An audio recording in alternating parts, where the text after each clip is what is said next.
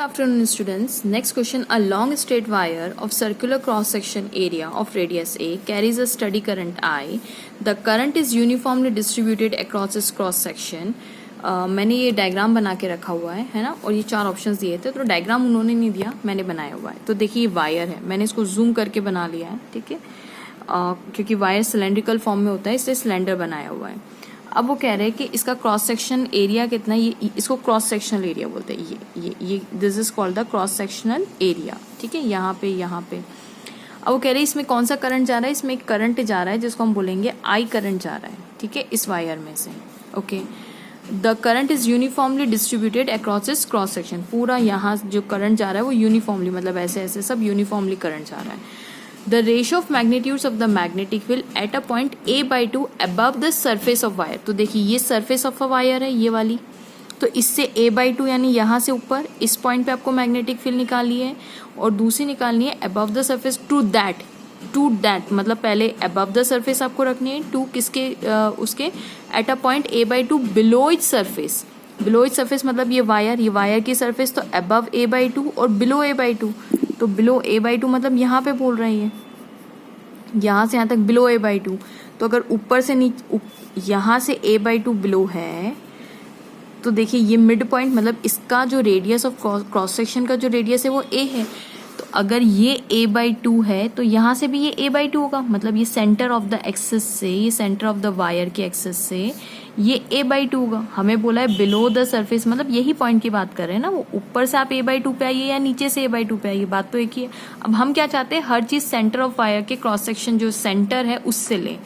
तो अगर ऊपर से ये a/2 आ रही है, तो अगर आप ऐसा भी सोच सकते हैं पूरा a है, तो ऊपर से a/2 बोल रहे हैं, सरफेस ऑफ बिलो a/2, तो a में से a/2 गया, तो ये नीचे कितना बचेगा, a/2 ही तो बचेगा, ठीक है। तो ये a/2, ये वाला इतना डिस्टेंस, तो a/2 फ्रॉम द एक्सिस, ये Q पॉइंट मान लिया और इसको मैंने पॉइंट M मान लिया है। अब अगर मैं centre of the axis of the wire से निकालना चाहूँ तो ये a/2 है, और ये कितना है a, this is total a/2, तो ये कंप्लीट लेंथ कितनी हो जाएगी, a प्लस a/2 हो जाएगी, which is equals to 3a/2, correct. तो ये कितना हो जाएगा, 3a/2। अब हमें मैग्नेटिक फील्ड किसके प्रोपोर्शनल में निकालनी है, टू दैट बिलो। तो पहले अबव द सरफेस को मैंने m पॉइंट नाम दिया क्योंकि अबव है, तो m नाम दे देती हूँ। तो magnetic field outside the wire है ना, वायर के आउटसाइड किसी पर्टिकुलर पॉइंट m पे पूछी हुई है, तो हम बायट-सैवर्ट लॉ लगा देंगे, विच इज इक्वल्स टू कितनी होती है magnetic field outside the wire at a particular point a। तो उसका फॉर्मूला होता है μ0I divided by 2πr। r कितना है from the centre of axis से देखेंगे तो 3a/2 हो जाएगा, μ0I अपॉन 2π 3a/2, r की जगह 3a/2, ये 2 से 2 गया, तो answer would be μ0I upon 3πa। This is my equation 1। bm निकल गया। अब मैं b at the point q निकाल लेती हूँ बिलो द सरफेस, तो इसका फॉर्मूला होता है μ0I upon 2π,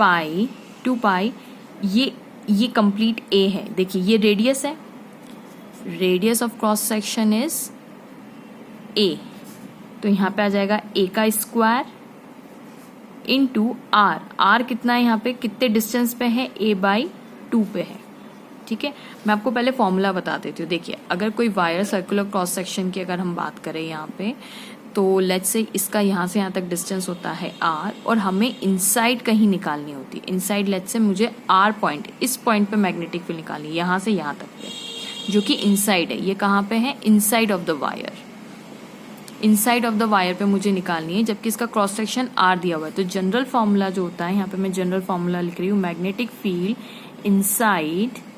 inside at point r is equals to what, μ0I r upon 2π r का square. What is this r is the, ये कैपिटल R है ना, रेडियस ऑफ द सर्कुलर, ये मतलब क्रॉस सेक्शन, जो एक्चुअल क्रॉस सेक्शन का radius है वो है। और ये वाला कौन सा R है, जिस इनसाइड है, जिस पॉइंट पे आपको निकालनी है मैग्नेटिक फील्ड, तो ये R, ये स्मॉल r है, ठीक है, ये स्मॉल r।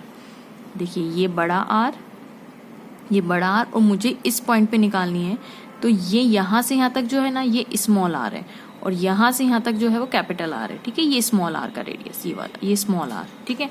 तो इनसाइड इज डायरेक्टली, हम कहते हैं कि magnetic field inside is directly proportional to r, और आउटसाइड करते जाएंगे तो आर की वैल्यू इतनी बड़ी होती जाएगी कि let's say at the surface r is equal to capital R. R से मतलब कहने का मतलब है मेरा कि अगर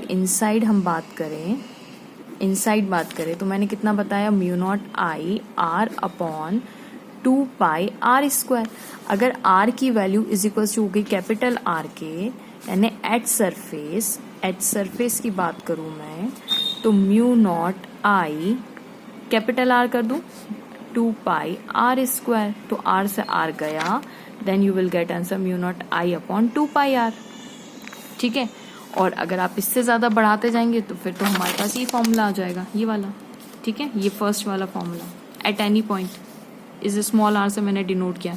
ये क्या है, ये मेरा स्मॉल आर है, ओके। तो अब हम फॉर्मूला डायरेक्ट यहाँ पे अप्लाई कर रहे हैं। तो magnetic field at a point M is equals to mu naught, इस फॉर्मूले के अकॉर्डिंग हम ये वाला इनसाइड वाला लगा रहे हैं क्योंकि वो पॉइंट इनसाइड है। आई स्मॉल आर कितना है, small r is the distance from the axis, तो कितनी है यहाँ से यहाँ तक a/2, ठीक है। तो मैं रख दूं यहाँ पे a/2 divided by 2 pi R. R किसके बराबर है, यहाँ पे क्रॉस सेक्शन का रेडियस कितना है, इस क्रॉस सेक्शन का रेडियस कितना है, a है, तो a स्क्वायर हो जाएगा। इसको थोड़ा सा सॉल्व कर लेते हैं, म्यू नॉट a/2, ये 2 नीचे आ जाएगा, इंटू 2, ये वाला 2 ऑलरेडी है, पाई a स्क्वायर, इस a से a गया, you will get answer mu naught I upon 4 pi a. This is magnetic field at the point M. अब उन्होंने पूछा magnetic field at a point outside, मतलब above the surface to the below. तो above the surface यानी M point पे, तो M point divided by, अच्छा ये मैंने M point नहीं लिया है, ये मैंने Q point है, okay, this is my point Q, this is my point Q. तो M point to the Q point, M point कितना निकला मेरा, mu naught I upon 3 pi a। देखिए आउटसाइड के पूछा है, रेशो किसका पूछा है, above the surface to that a/2 below the surface, तो above the surface point M है, below the surface point Q है, ठीक है, ये पॉइंट Q है। तो M जो पॉइंट पे निकला उसकी मैग्नेटिक फील्ड कितनी है, mu naught I upon 3 pi a divided by mu naught I upon 4 pi a। That would be equals to mu naught I upon 3 pi a multiply by 4 pi a upon mu naught I, correct. ये mu naught I से mu naught I गया, pi से pi गया, a से a गया। The answer is bm upon bq का जो ratio होगा magnetic field at M magnetic, that is 4:3। So हम देख लेते हैं कौन सा ऑप्शन करेक्ट है। 4:3 के लिए C option is correct, so correct option is C. Thanks for watching. Please don't forget to like, subscribe and share my channel.